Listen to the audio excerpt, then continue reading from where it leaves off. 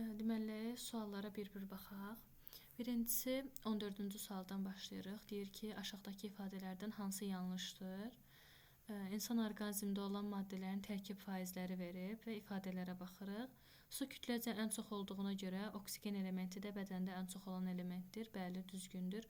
Suyun tərkibi H2 olduğuna görə bədəndə suyun da faizi 62%dir və ən çox təşkil olunan element də oksigendir. Karbohidratların tərkibində karbon, hidrogen və oksigen elementləri mövcuddur. Düzgündür. Karbohidratlara misal olaraq, məsələn, şəkəri yaza bilərik. C11, H22, C12, H22, O11. Görürük ki, tərkibi karbon, hidrogen və oksigenden ibarətdir. Yağlar kütləci zülallardan az da olsalar, tərkibində azot elementi daşıyır. Yanlışdır. Yağların tərkibi karbon, hidrogen və oksigenden ibarətdir. Zülaların tərkibində azot elementi mütləq şəkildə olur. Tamamilə doğrudur. Zülaların tərkibində azot olmalıdır. Ona görə cavab 3. C variantı. 15-ci sual. Uyğunluğu müəyyən edin. Elektrik keçiriciliyi misdən naqil kimi istifadə olunmasını istifadə sahəsi kimi göstərə bilərik.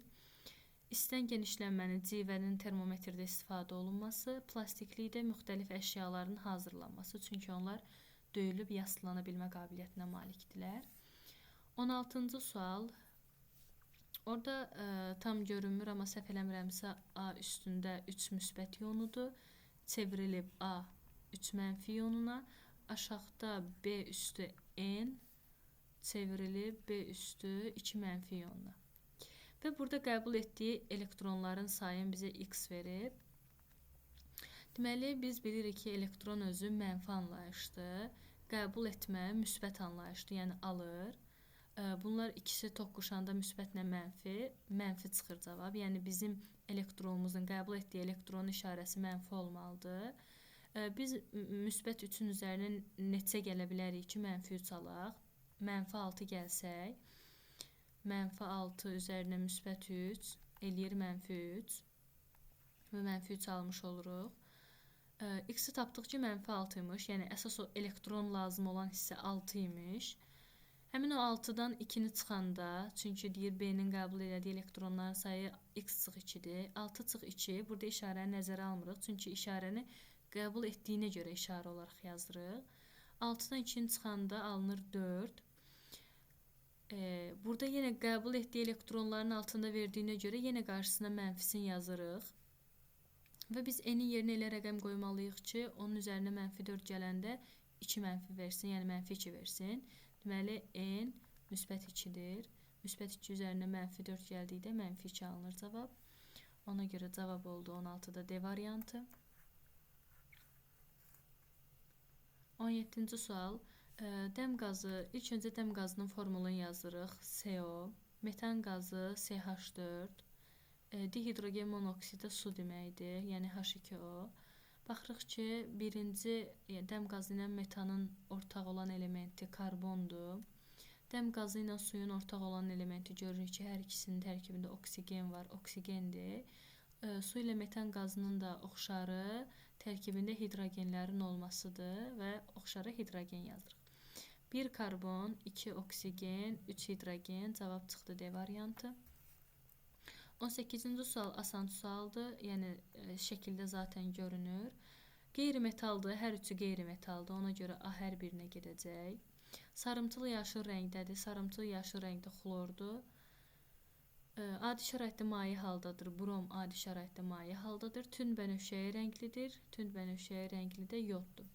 Cavab A, D, A, B, A, C. C variantı. 19. 19-cu sualda ilk öncə hər bir elementin formulunu yazırıq. Ozonun formulu O3-dür. Ağ fosforun formulu P4-dür. Kükürdün formulu da S8-dir. Deməli, bizə molekul sayıları verib və atom sayıları verib. Atom sayı nə deməkdir? Atom sayı qarşısında əgər molekul sayıları bərabər verməyibsə, yəni bu o deməkdir ki, X qədər bundan var, Y qədər bundan var, Z qədər də bundan var. Yəni, X-i 3-ə vurublar, bərabər olub Y-i 4-ə vurublar, bərabər olub Z-i 8-ə vurublar. Yəni, biz elə bir rəqəm qoymalıyıq ki, bunların hasilləri bir-birinə bərabər olsun. Biz bunlar üçün əbob götürə bilərik 24. Əbob yox, əkəb götürə bilərik 24. Çünki 24 8-ə 3 dəfə bölünür, 24 4-ə 6 dəfə bölünür, 24 3-ə 8 dəfə bölünür. 8-i 3-ə vurduq 24 bərabərdir. 8-i 6-nı 4-ə vurduq 24. 3-ü 8-ə vurduq 24. Gördük ki, baxın, atom sayıları bir-birinə bərabər oldu. Deməli, 8 mol, yəni 8 molekul O3 olub. 6 molekul P4 olub.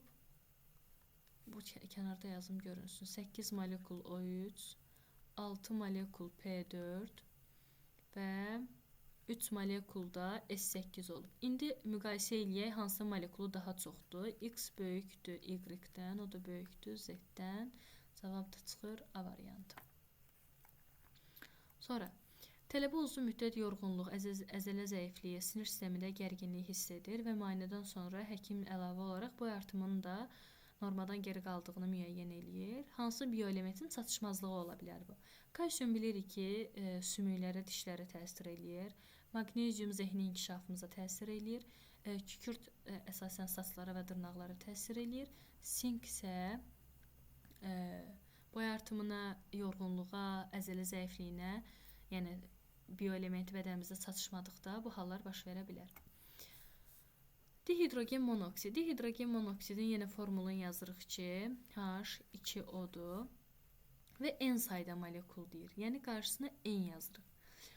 Qarşısına N yazmışamsa neçə hidrogen görürəm burada? 2 vurulsun N qədər hidrogen var. Oksigen indeksi 1-də yazmırıq deyə N vurulsun 1, N qədər də oksigen var. Bizdən soruşur ki, hidrogenin atomlarından çıxmalıyıq oksigen atomlarının. Çünki Y çıx X deyir. Hidrogen baxıram ki 2N-dir. 2N-dən çıxdım N-i, qaldı N. Cavab oldu B variantı. 3. 3-də baxırıq ki, X 7, 3 mənfidirsə, bunun elektron sayı olacaq 10.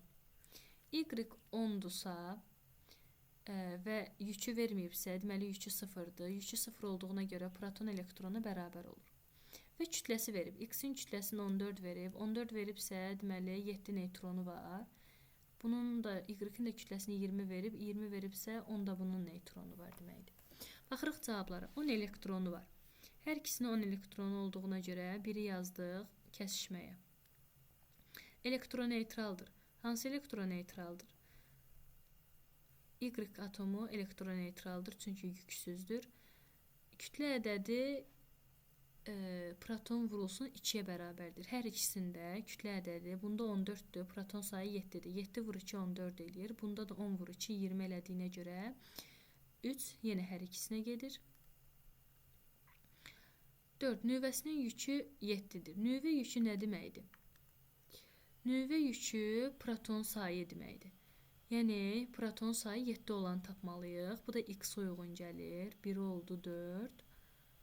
Anyondur. Anyon da X aiddir. Bu da oldu 5. Cavab oldu 4, 5, 1, 3, 2.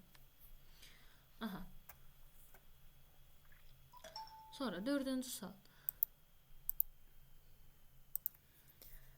4-cü sualda uşaqlar faizlər düzgün, yəni tam aydın görünmür, lakin müəyyən eləyə bilirik. Atmosferin tərkibində 21% oksigen var. Hidrosferdə təqribi olaraq 89% görürəm. Yer qabığının da tərkibində ən azı bir 70 neçə faiz olar məncə. Baxırıq ki, düzdür, atmosferin tərkibində ən çox azotdur, amma digərlərində azot olmadığına görə cəm olaraq azotu çox götürə bilmərik. Hər birinin tərkibində oksigen var. İkisində hətta oksigen faizi ən yüksəkdir. Ona görə də bu nümunənin üçündə də oksigen ən çox sayılacaq kütlə olaraq. Sonra gəldik 5-ci sual. 5-ci sual bir dəqiqə. Baxırıq, hidrogen 3 izotopu verib. Hidrogen 3 izotopunu da yazaq. Protium H101-dir. Deuterium H112'dir. Tritium H1, 2 və 3'dür. Deməli, qarşılıqda deyir, hidrogen orta kütlə ədədini tapın. Neutron sayı 12 veribsə, deməli, bu yalnız protiumdan tritiuma aid olacaq. Çünki, deuteriumdan tritiuma aid olacaq. Çünki protiumda nə yoxdur? Neutron yoxdur. İndi baxırıq. Deməli, bunda bir nisbətdir. Yəni, birində bir dənə neutron var.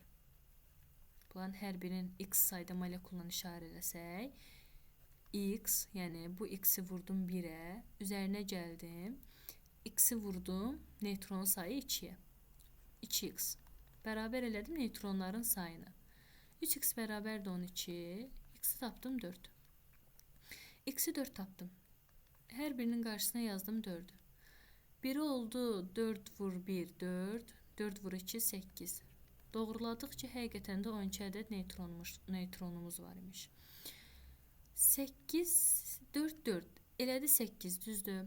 Proton sayı 20'dir. Proton sayı 20 deyirsə, 4, 4, 8 yerinə nə qaldı? 12 qaldı. Deməli, 12 də protonium izotopuymuş. İndi baxaq. 12 vurulsun, protiumda kütlə ədədi 1'dir. Üzərinə gəlsin. 4 vurulsun, deuteriumda 2'dir. 4 vur 2. Üzərinə gəlsin. Tritiumda 4 vurulsun, 3. Bölürük ümumi molekullarının sayını. 12 budur, 4 budur, 4 də budur. Elədi 20. Bunu da toplayanda eləyəcək 32 bölü 2, 20. O da 1/6. 1 dəqiqə. 1/6. Cavab oldu A variantı. Sonra 6-cı sual. 6-cı sualda da qrafika əsasən proton və elektronların sayı verib və onları hər bir dəyişən üçün yerinə qoyduqda anion və yaxud da kation olduğu müəyyən edə bilərik. Verib A. A-da elektron sayı n+2, proton sayı n-2 verib. Deməli, mən burada elə bir rəqəm yazmalıyam ki, n+2'nin üzərinə nə gəlsəm, n-2 eləyər. n+2'nin üzərinə -4 gəldiyimdə artıq -2 alınacaq. Deməli, A -4 imiş. B-yə baxırıq. B-in proton sayı da n verib, neutron sayı da n verib. Deməli, yükü 0 imiş. C-yə baxırıq. Elektron sayı n-2 verib. Proton sayı n verib. Deməli, n-2'nin üzərinə nə gələ bilərəm ki, n alınsın? Müsbət 2. İslah gedəcəklər, n qalacaq. Bu da yazdıq, müsbət 2. Neytral atomdur B. Kationdur, müsbət yüklü olduğuna görə C. Aniondur, mənfi yüklü olduğuna görə C.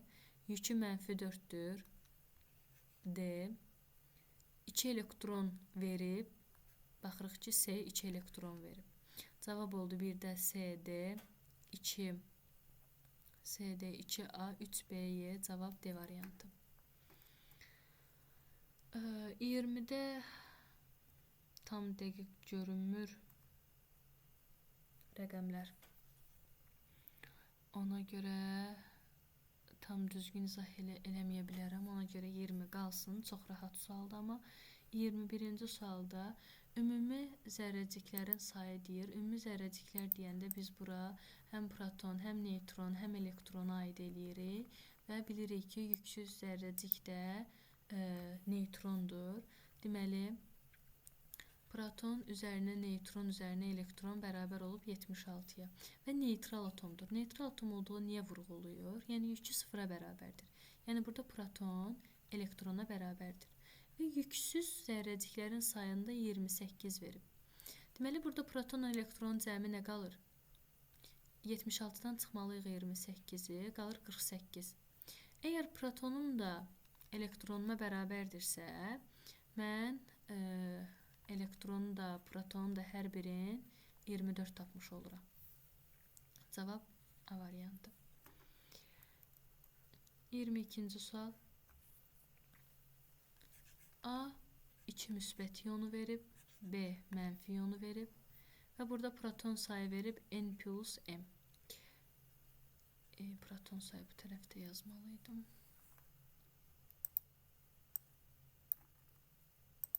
proton sayı verib n plus m, elektron sayı da verib n.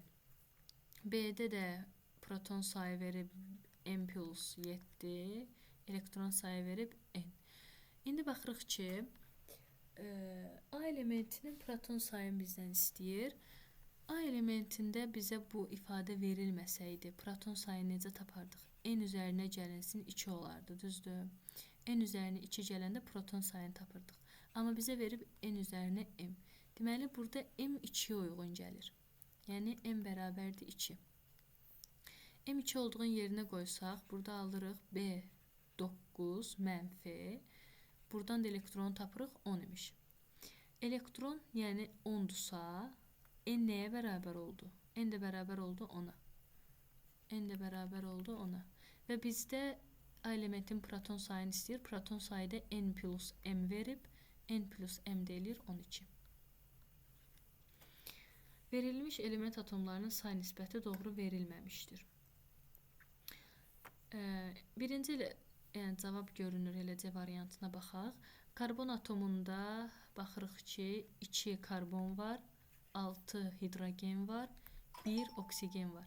Yəni bunu mən bundan başqa sadə nisbətə gətirə bilmərəm. Çünki elə bir rəqəm yoxdur ki, hər üçünə bölünsün. Bir sadə ədəd olduğuna görə, 2 də sadə ədəd olduğuna görə bundan artıq heç bir ədədə bölə bilmədiyimə görə, daha da sadələşdirə bilmədiyimə görə cavab elə 2-nin 6-ya 1-ə nisbətidir. Amma burada isə 1-in 3-ə 1-ə nisbəti verib. Sonra canlı orqanizmin kütləsini əsasını hansı 3 element təşkil edir? Canlı orqanizmimizi bilirik ki, zülallar, karbohidratlar, yağlar təşkil edir və onların da əsasını karbon, hidrogen, oksigen təşkil edir. Ona görə cavab A variantı. Doğru olmayan ifadəni müəyyən eləyin. İndeks element simvolunun sol aşağı hissəsində yazılır. Xeyr, sağ aşağı hissəsində yazılır. Ona görə bir səhvdir. Kimyəvi elementlər müxtəlif növ atomlardan təşkil olunub. Yanlışdır. Eyni növ atomlardan təşkil olunub. Elementin simvolu yazılarkən onun latınca adından istifadə olunur. Düzdür. Elementin simvolu yazılarkən onun Azərbaycan adından səhvdir. Latındır. Kimyəvi element eyni növ atomlardan təşkil olunub. Bu da doğrudur. Cavab 1, 2, 4 D variantı. Sonra elementin simvolu verib strontium SR deyə yazılır. 2 variant. S kükürtdür və selen də S şəklində yazılır. Cavab D vurdum. Bir dəqiqə. Cavab C variantı. Sonra 8-ci sual. 8-ci sualda birinci iyon olaraq hər hansı bir X iyonu yazım, çevrilmə baş verir. Baxırıq ki, birinci neytral atomdur. Neytral atomda 10 proton verib, yəni 10 elektron verib protona bərabərdir. İkinci iyonda isə artıq çevrilmə baş verir.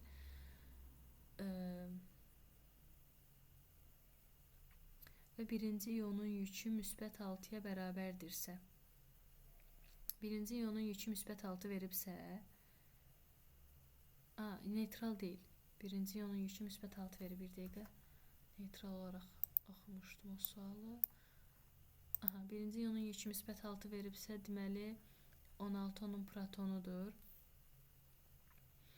Burada da 10'dur. 10 deyil, 14'dürsə, 16 protondursa, deməli müsbət 2 iyondur. 14, yəni çevrilmə baş verdiyinə görə, deməli bunlar ikisi də eyni atomdur. Hər birində proton sayı 16-ya bərabərdir. İkincisində elektronların sayında görürük ki, 14 elektron var və müsbət 2 olmalıdır ki, yükü gəlib proton sayı 16 çıxsın. Baxırıq cavablara. Mənfi yüklü iyon əmələ gəlir, yanlışdır. İkinci iyonun yükü 4 müsbətdir, yanlışdır, 2 müsbətdir. Nüvə yükü dəyişmir, düzdür, protonların sayı dəyişmir. İkinci iyon kationdur, doğrudur, cavab B variantı. Müxtəlif növ atomlardan təşkil olunmuş maddələri müəyyən eləyin. Karbon qazı CO2-dir, su H2O-dur, oksigen qazı O2-dir, hidrogen qazı H2-dir, amonyak da NH3-dür. Baxırıq ki, hidrogen qazı ilə oksigeni çıxmaqla digər 3 maddə müxtəlif növ atomlardan təşkil olunub. Yəni cavab 1, 2, 5 A variantı. Şagir kimyəvi maddənin həm həcmin dəqiq ölçmək deyirsə, artıq həcm sözü varsa, deməli burada menzurkadan istifadə edəcəyik və ayrılan qazın soyumasının mayeləşdirilməsi artıq kondensasiya prosesidir, kondensləşmədir. Kondensləşmədə soyuducu da baş verir. Deməli cavab 1-4 D variantı. Ağ fosforundan qırmızı fosfor üçün ümumi olanı soruşur. Suda həll olmur, düzdür. Heç biri suda həll olmurlar. Qırmızı qonur rənglidir, yanlışdır. Adi şəraitdə bərk haldadır, düzdür. 3 halı da adi şəraitdə bərk haldadır. Qaranlıqda işıq saçır, molekulunda 4 atom var, sarımsaq iyi verir. Bunların üçü də ağ fosfora aid olduğuna görə yalnız cavab 1-3-dür. Sonra 12. 12-də magnezium iyonu verib 12, 2 müsbət və natrium iyonu verib 11, 1 müsbət. Deməli, bilirik ki, magneziumda 24, natriumda 23-dür. Bilirik deyəndə, yəni verib. Magneziumda tapırıq ki, neytron sayı 12 imiş, natriumda da neytron sayı 12 imiş. Və 12 protonu var, 2 müsbət yükü varsa, deməli bunun 10 ədəd elektronu var imiş, həmçinin natriumda da 10 ədəd elektron var. Baxırıq A variantına, yəni 1-ə. Deyir, A ilə X bir-birinə bərabərdir. A bunun neytron sayıdır, X də bunun neytron sayıdır. Baxırıq ki, hər ikisində 12-dir, bərabərdir. Magneziumun deyir, elektron sayı natriumun elektron sayına bərabərdir, düzdür. Deməli, bir düzgün oldu. Sonra baxaq 3-ə. A C-yə deyir bərabərdir. Yəni, magneziumun neytron sayı deyir, onun proton sayına bərabərdir. Düzgündür. Natriumun neytron sayı deyir, onun proton sayına bərabərdir. Yanlışdır.